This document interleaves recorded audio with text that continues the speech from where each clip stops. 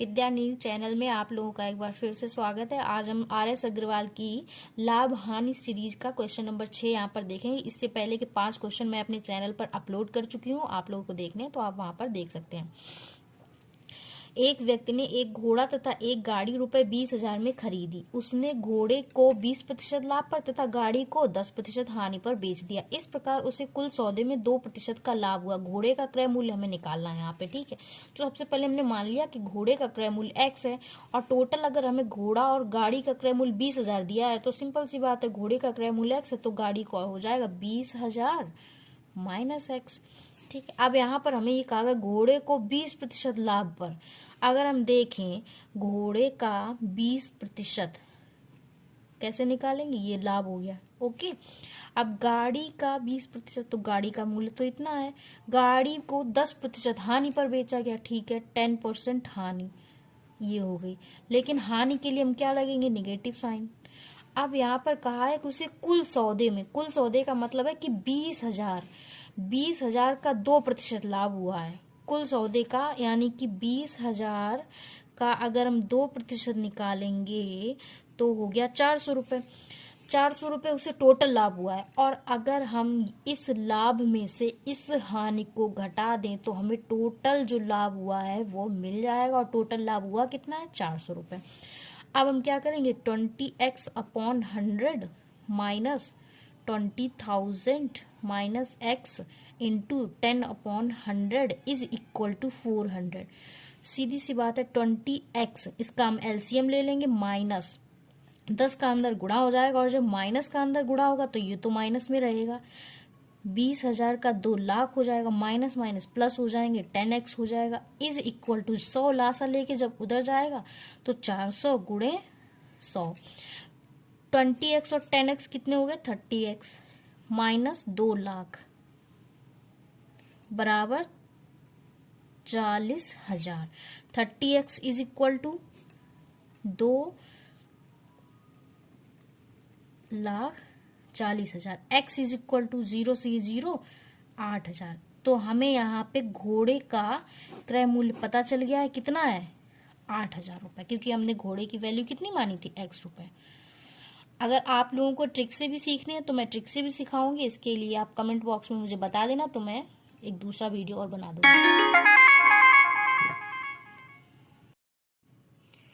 Question number 7 की तरफ हम चलते हैं।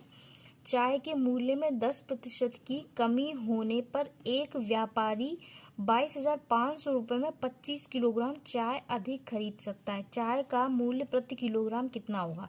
तो सबसे हम पहले मान ही लेते हैं कि चाय का मूल्य कितना है, x रुपये प्रति किलोग्राम। अब मूल्य में 10% की कमी होगी, यानी कि अब मूल्य रह कितना गया है, 90%। भाई कोई चीज भी देखते हैं तो 100 में देखते हैं। तो चाय का मूल्य अब कितना रह गया है, अब रह गया है 90%। किसका 90%, पहले प्रारंभिक मूल्य का।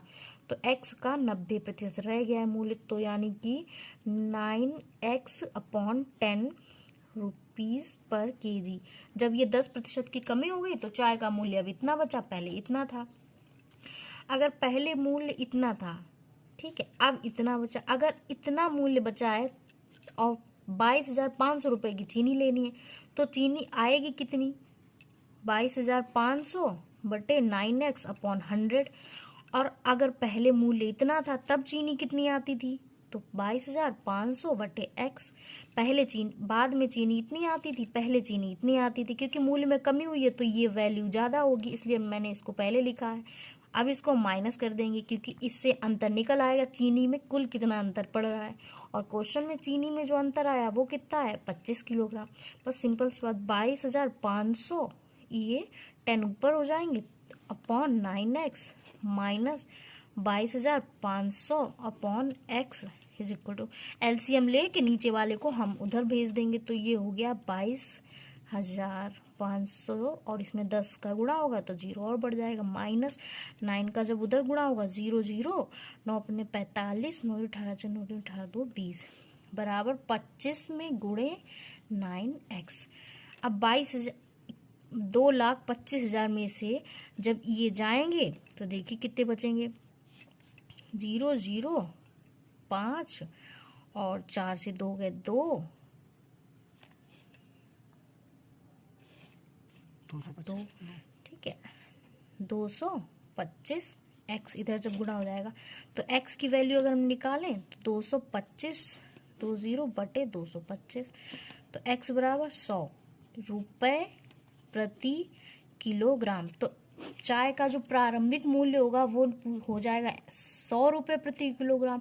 अगर ये पूछा जाए कि कमी होने के बाद चाय का मूल्य कितना रह जाएगा, तो हम x की वैल्यू इसमें रख देंगे 9x/10 में, तो 9 × 100/10।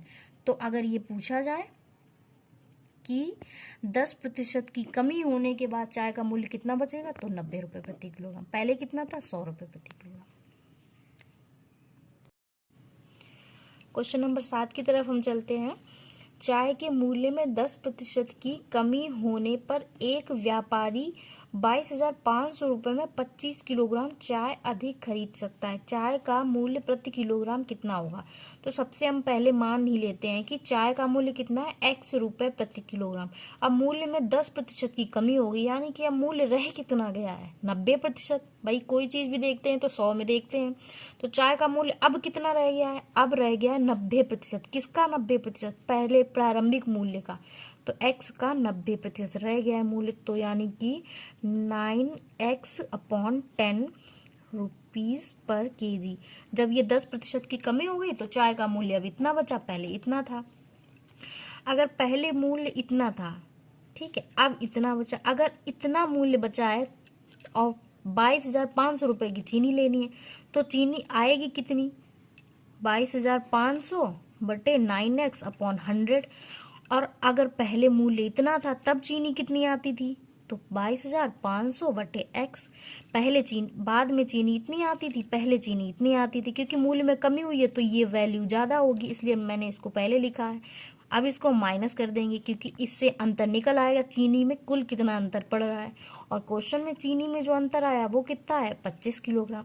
बस सिंपल सी बात, 22,500 ये 10 ऊपर हो जाएंगे upon 9x minus 22,500/x is equal to LCM लेके नीचे वाले को हम उधर भेज देंगे। तो ये हो गया 22,500 और इसमें 10 का गुणा होगा तो 0 और बढ़ जाएगा, माइनस 9 का जब उधर गुणा होगा 0 0 9 अपने 45 9 18 4 9 18 2 20 बराबर 25 में गुणे 9x।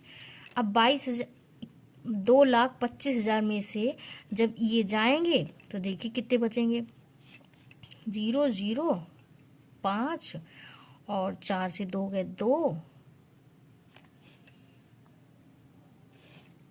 2, ठीक है, 225 x इधर जब गुणा हो जाएगा तो x की वैल्यू अगर हम निकालें तो 225 20/225, तो x बराबर 100 रुपए प्रति किलोग्राम। तो चाय का जो प्रारंभिक मूल्य होगा वो हो जाएगा 100 रुपए प्रति किलोग्राम। अगर ये पूछा जाए कि कमी होने के बाद चाय का मूल्य कितना रह जाएगा, तो हम x की वैल्यू इसमें रख देंगे 9x/10 में, तो 9 × 100/10। तो अगर ये पूछा जाए कि 10% की कमी होने के बाद चाय का मूल्य कितना बचेगा, तो 90 रुपए प्रति किलोग्राम। पहले कितना था, 100 रुपए प्रति किलोग्राम।